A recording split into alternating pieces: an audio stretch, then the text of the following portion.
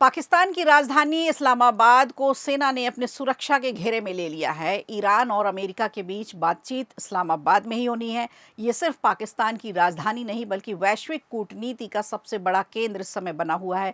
आखिर इस पूरी कवायद के बीच पाकिस्तान क्या अपनी अंतर्राष्ट्रीय छवि बदलने में कामयाब हो पाएगा? पाकिस्तान को क्या मिलेगा? आज इस पर चर्चा करेंगे। भारतीय जनता पार्टी ने पश्चिम बंगाल को एक भरोसा दिया है और इस भरोसे को नाम दिया है घोषणा पत्र, यानी विधानसभा चुनाव 2026 के लिए जारी किया गया संकल्प पत्र। और इस दस्तावेज में आखिर गृह मंत्री अमित शाह ने क्या दिया है जिसमें बंगाल की जनता के हित छिपे हुए हैं, इस पर भी बात करेंगे। और नीतीश कुमार के कार में सियासी समीकरणों की झलक देखने को मिली। बिहार की सत्ता पर बड़ा राजनीतिक संदेश, क्या ये सिर्फ एक सामान्य सफर रहा या फिर एनडीए के भीतर बदलते समीकरणों का लेखा जोखा? आज इस पर भी बात करेंगे आज के शो में। नमस्कार, खबर प्रधान शो देख रहे हैं आप और मैं हूं आपके साथ संगीता श्रीवास्तव।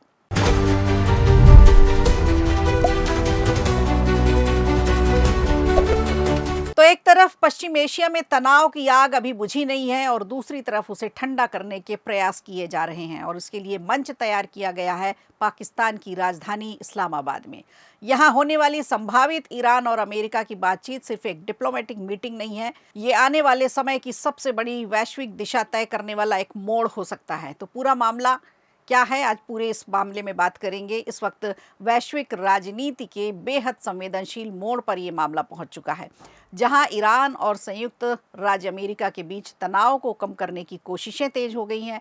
इसी कड़ी में पाकिस्तान की राजधानी इस्लामाबाद को एक अहम कूटनीतिक मंच के तौर पर चुना गया है, जहां संभावित सीज फायर वार्ता होने की चर्चा है। इस पूरे घटनाक्रम ने पाकिस्तान के लिए एक बड़ा मौका भी दिया है, जहां वो खुद को एक मध्यस्थ और स्थिरता लाने वाले देश के रूप में पेश करना चाहता है। अंतर्राष्ट्रीय स्तर पर इस कदम को पाकिस्तान की कूटनीतिक छवि सुधारने की कोशिश के तौर पर देखा जा रहा है। इस बीच इस्लामाबाद में सुरक्षा व्यवस्था को अभूतपूर्व रूप से सख्त कर दिया गया है।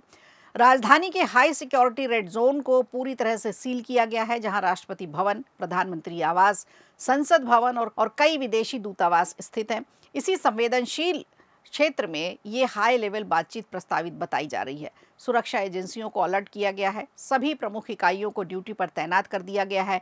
वीवीआईपी मूवमेंट के लिए विशेष प्रोटोकॉल लागू किया गया है। रिपोर्ट्स की माने तो ईरानी प्रतिनिधिमंडल इस्लामाबाद पहुंच चुका है, जबकि अमेरिकी पक्ष के वरिष्ठ अधिकारियों के साथ बातचीत में शामिल होने की संभावना फिलहाल बताई जा रही है। हालांकि अब तक किसी भी देश की ओर से आधिकारिक रूप से पूरी डेलीगेशन सूची की पुष्टि नहीं हुई है।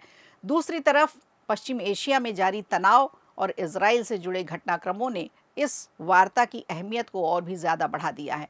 क्षेत्रीय संघर्ष की बात करें, सुरक्षा हालात की बात करें तो बातचीत बेहद संवेदनशील मानी जा रही है और इसी कारण कई देशों की नज़रें भी इस्लामाबाद पर टिकी हुई हैं। अब बड़ा सवाल ये है कि क्या ये बातचीत वाकई किसी ठोस नतीजे तक पहुंच पाएगी या फिर क्षेत्रीय तनाव एक बार फिर कूटनीतिक कोशिशों पर भारी पड़ जाएगा। पाकिस्तान के लिए भी ये एक निर्णायक क्षण है, जहां उसकी भूमिका आने वाले समय में उसकी अंतर्राष्ट्रीय छवि को एक नई दिशा देगी।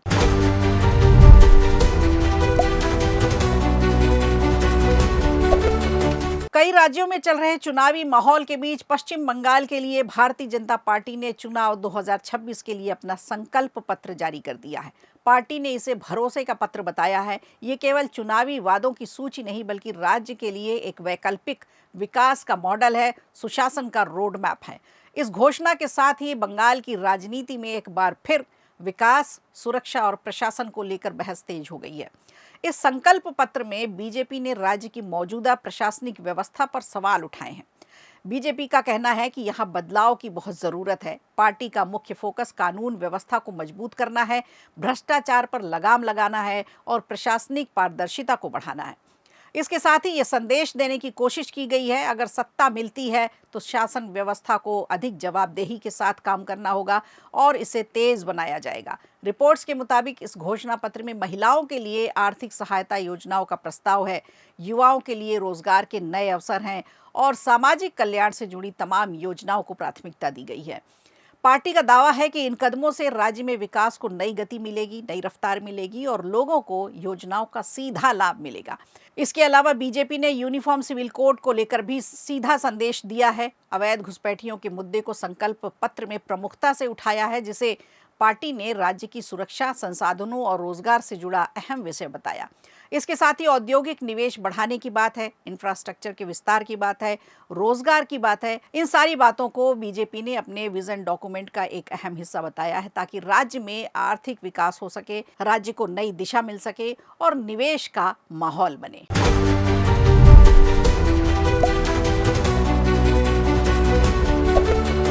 और राजनीति में तस्वीरें भी कई बार संकेत दे जाती हैं, और बिहार की राजनीति में इस बार कुछ ऐसा ही हुआ है। नीतीश कुमार के दिल्ली रवाना होने के दौरान सामने आई एक तस्वीर ने सियासी हलकों में नई बहस छेड़ दी है। पूरा मामला उनके हालिया दिल्ली दौरे से जुड़ा हुआ है, जहां संसद भवन के लिए वो रवाना हुए। उसी दौरान उनकी कार में मौजूद नेताओं की एक तस्वीर ने राजनीतिक चर्चाओं को तेज कर दिया है। इस तस्वीर ने जो सबसे ज्यादा ध्यान खींचा है वो था सत्ता और संगठन का एक साथ नजर आना। कार में नीतीश कुमार आगे की सीट पर दिखाई दिए, जबकि उनके पीछे की सीट पर जेडीयू के वरिष्ठ नेता ललन सिंह और संजय झा बैठे थे। लेकिन राजनीतिक हलकों में चर्चा का केंद्र जो है वो है बीजेपी के एक बड़े नेता की मौजूदगी। इस तस्वीर को लेकर अब अलग अलग सियासी मायने निकाले जा रहे हैं, खास तौर पर जब बिहार के उप मुख्यमंत्री डिप्टी सीएम सम्राट चौधरी भी इस यात्रा का हिस्सा हैं।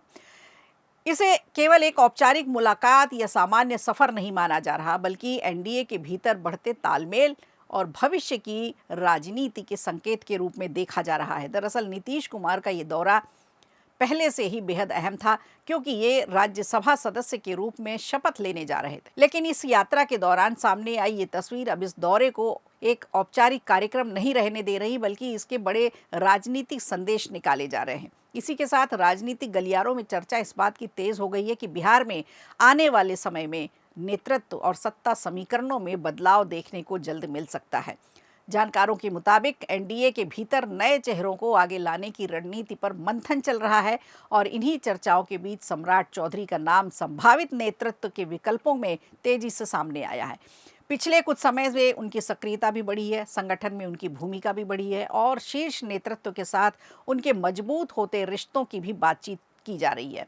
हालांकि अभी तक इस पर कोई आधिकारिक पुष्टि नहीं हुई है, लेकिन संकेतों ने सियासी तापमान जरूर बढ़ा दिया है। वहीं दूसरी ओर बात करें एनडीए खेमे की, यहाँ पूरे घटनाक्रम में एकजुटता और रणनीतिक संतुलन के तौर पर इसे देखा जा रहा है, जहां जेडीयू और बीजेपी के बीच तालमेल को एक नए सिरे से परिभाषित करने की कोशिश दिखाई दे रही है।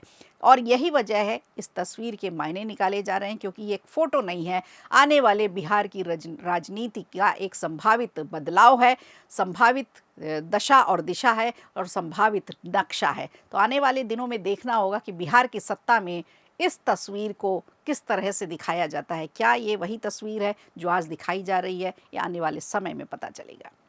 तो खबर प्रधान शो में आज के लिए इतना ही। दीजिए इजाजत, नमस्कार। वीडियो अच्छा लगा हो तो लाइक कीजिए, शेयर कीजिए और कमेंट बॉक्स में हमें ज़रूर बताइए।